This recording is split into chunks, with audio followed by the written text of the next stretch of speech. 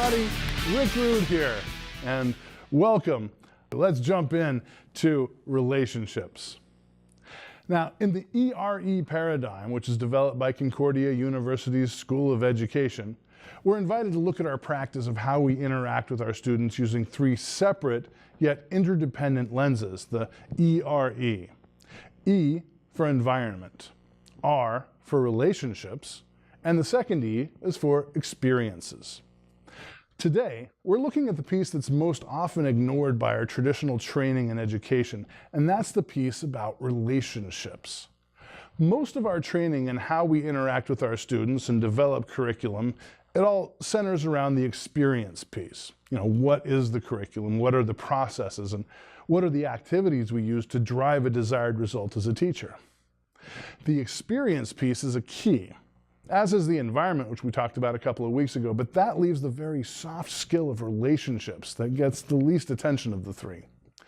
So, in addressing relationships today, I want to take a look at three aspects of how relationships are key to the learning and growth process, and how we as teachers can leverage best practices and next level understandings to exponentially increase our effectiveness, connection, and satisfaction in our jobs and in the field.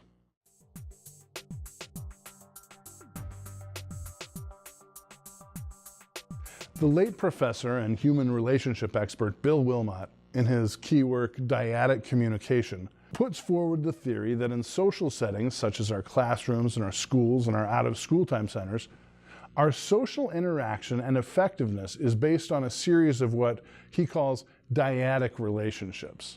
Dyadic literally meaning interactions between just two people. Now, without getting too much into the brain and social science behind it, Wilmot tells us that even in a social situation where multiple people are present, such as our classroom, our human nature and ability only allows us to connect relationally to one other person at a time. Groups then become nothing but managing many one-on-one or dyadic relationships in concert with each other. For instance, a student in your classroom has a one-on-one relationship with every other member of the class, as well as any adults that are regularly in the classroom, whether they're teachers, aides, or parent volunteers. A student's ability to function in such an environment relies heavily on their ability to manage each of these relationships. Now, of course, some relationships will be strong and involve lots of communication, and some will be less connected, perhaps at an acquaintance level or even weaker. But all of these relationships put together create the student's sense of what it is to be a member of that classroom. You can see the complexity rise as the student manages between 10 and 40 dyadic relationships within one classroom. As you might guess, this doesn't just apply to children and youth, but it also applies to you, the teacher. While you may experience the classroom setting as more of a unified whole, remember that your brain has many more years of experience in managing larger social situations.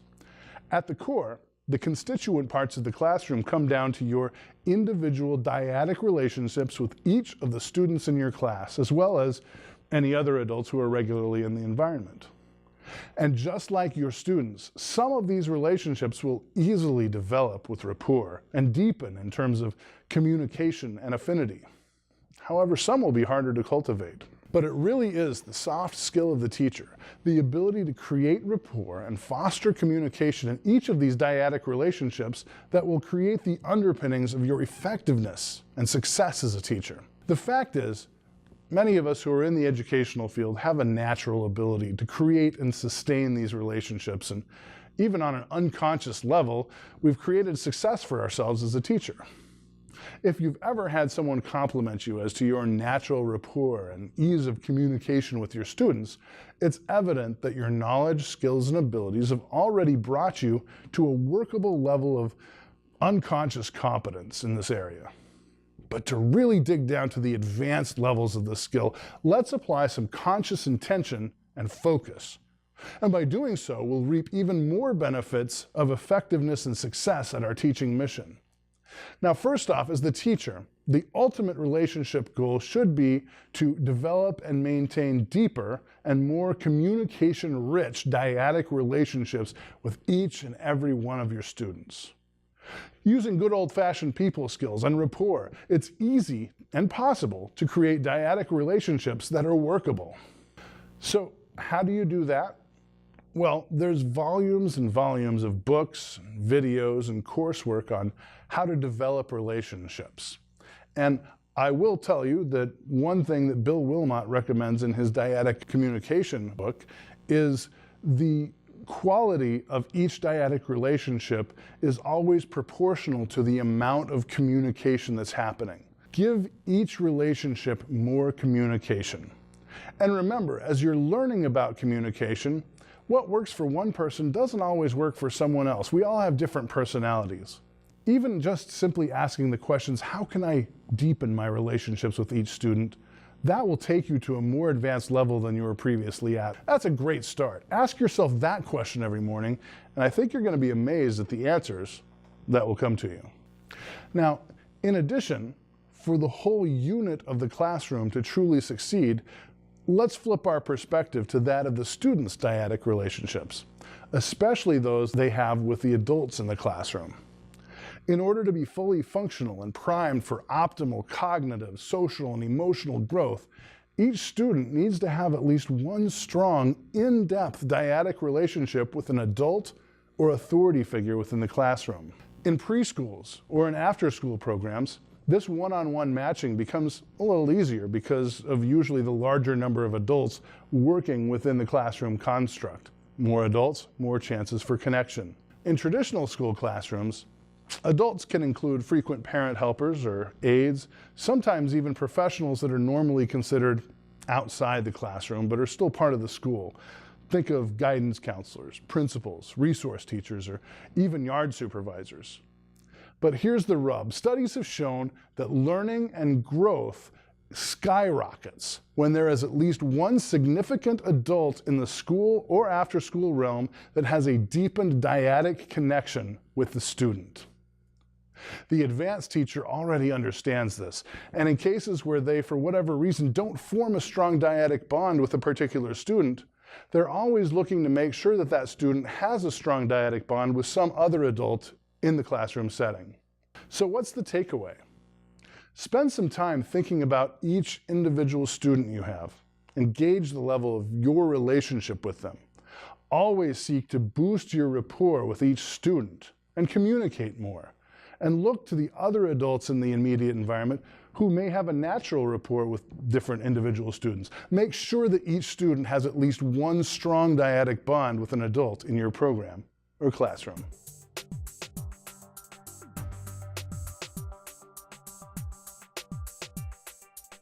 Most of us who work with children and youth do so out of a desire to make a difference in the world, and most of us are in touch with the importance of our work as it relates to the future. Now, with that understanding, I'd like to issue a challenge to all of us who work with children and youth. And that is to adopt what I call a role model mentality. That is to actively understand, appreciate, and design our lives around the identity of being a role model.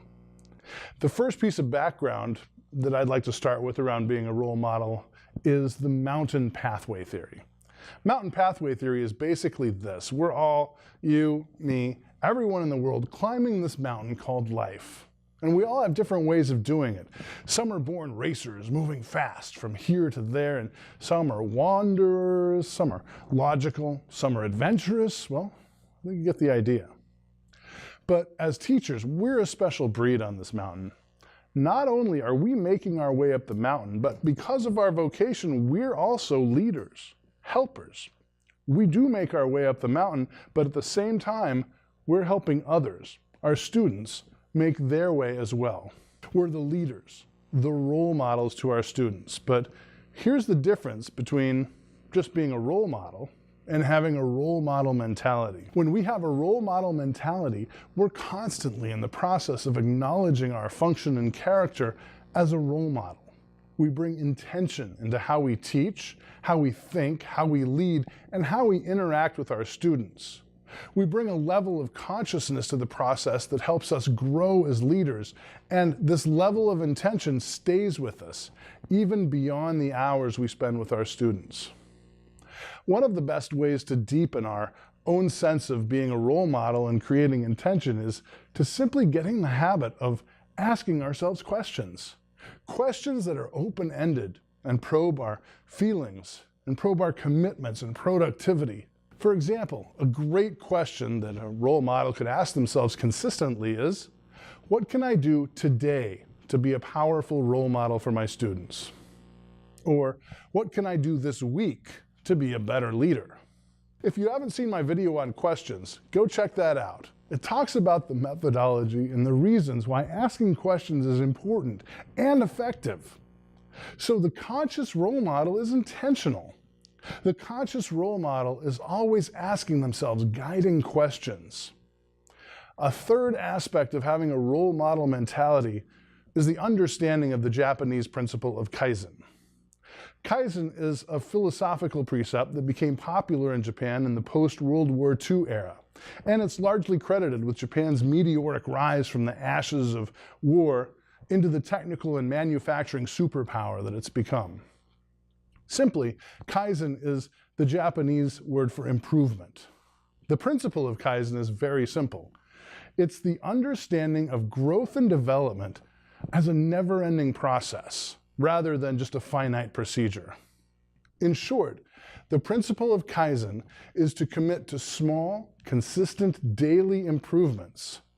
So, applied to the role model mentality, it means committing daily to looking at how your practice of being a role model is showing up in the world and working on improving it each and every day, even if in just some small way. The principles of Kaizen encourage us to examine and evaluate our processes constantly. That means all the time. Constantly, consistently. Now there's a key word. Consistency is everything. We can all engage with our growth and with our practice every now and then, but the teachers that are taking it to the next level, I'll tell you what they have. They have consistency. They do it every day without fail. In fact, as you look out at the teachers who really have moved the needle from good to great, you'll find that this simple word, consistency, is at the heart of their success. So Kaizen asks us to approach our role model identity constantly and consistently, and to commit to incremental improvements. Giving yourself a direction, that's the key. Knowing that all you have to do are just to make small adjustments towards that direction. It's a lot like driving a car. As long as you know your destination and your direction, really all you got to do is keep your hands on the wheel and keep making small, minute adjustments to the steering wheel that keep you in the middle of your lane. So, with the adoption of a role model mentality, you're constantly and consistently finding improvements to your practice, how you interact with the students, how you interact with colleagues, how you show up in your classroom. All the while being consistently intentional and asking the questions of yourself that move you to the next level in your teaching practice.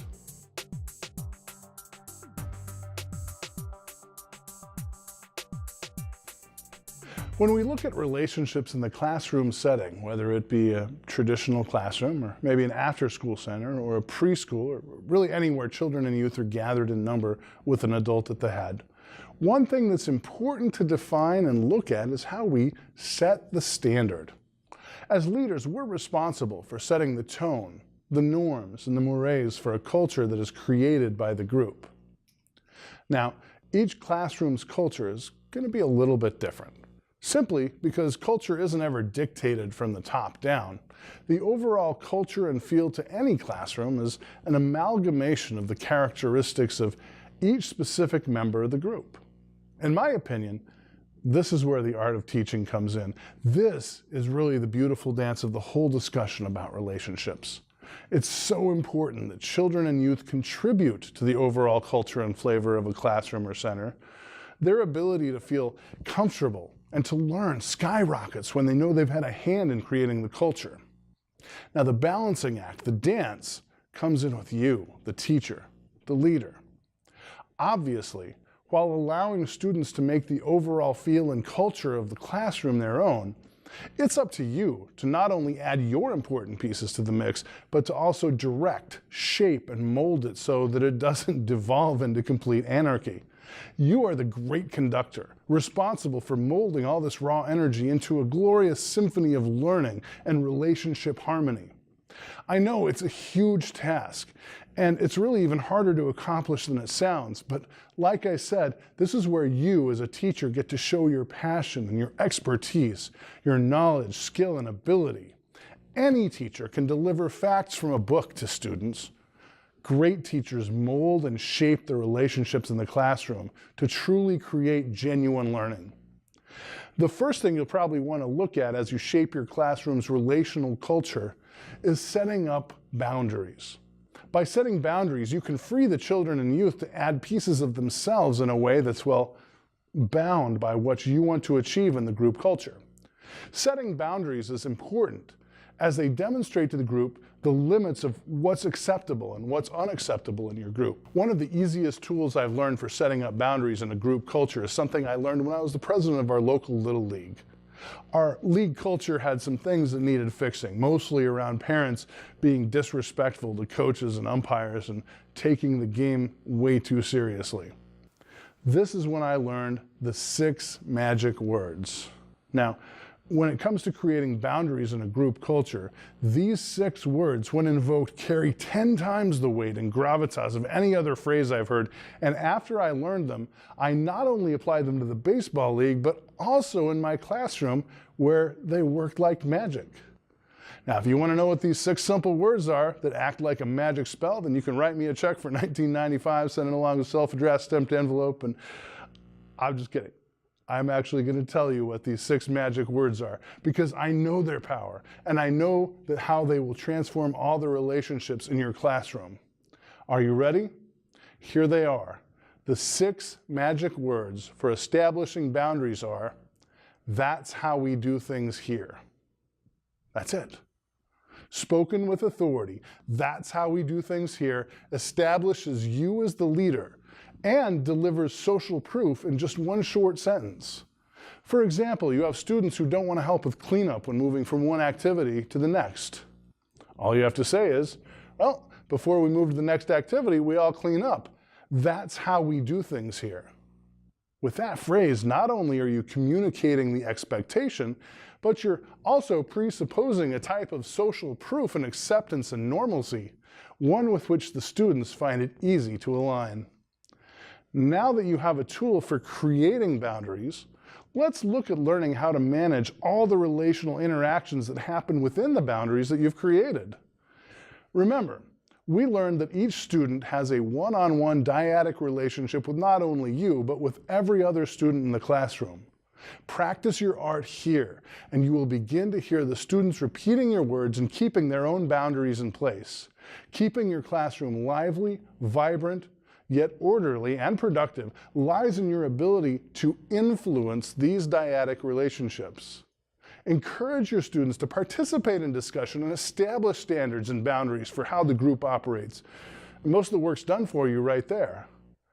If you don't remember, or if you haven't seen my video about influence, you'll definitely want to go check that out as well. In the end, relationships are the piece that they don't teach you in your college classes or workshops.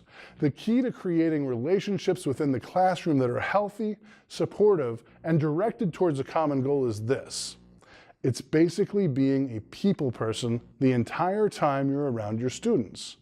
Like I said, many of you have probably already received many compliments and accolades about how you're just naturally good with kids. Anyone who's been teaching for any length of time is pretty much guaranteed to possess this skill. Either they brought it into the profession as an innate ability or they subconsciously developed it through practice. Because trust me, if you don't enjoy working with students, if you don't enjoy interacting with them, you are in the wrong profession. But like I said, this soft skill isn't taught in any way, at least not in any thorough way, in our institutions of higher learning or in continuing education or workshops. But it is one of the key skills to have in order to move your teaching needle from good to great. The first thing you can do to start honing this relationship management skill is to bring your attention and intention to it. Start by noticing where your conscious skill level is when it comes to influencing relationships. Reflect on it.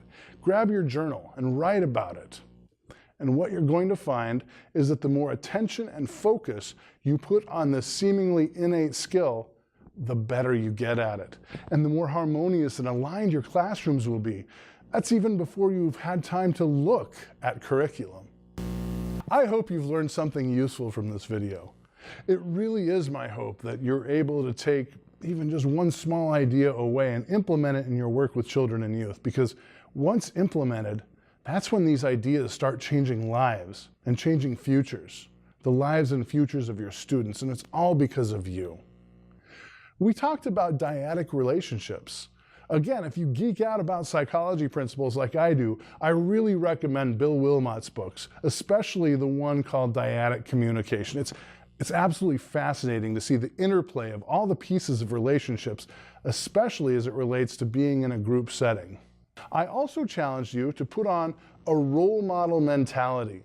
Step into the being of a role model and act with more intention and integrity in your work. Not only do you influence the future, but you're going to find there's more intrinsic satisfaction that you'll take in what you do day in and day out. Lastly, we talked about managing the culture of a group and setting boundaries for optimal group buy-in and function. Remember, it's an art, it's a dance, one that might have a little bit of a learning curve if you've never thought much about relationships and influence from this perspective, but nonetheless a very valuable tool that makes every other aspect of teaching flow easier and smoother.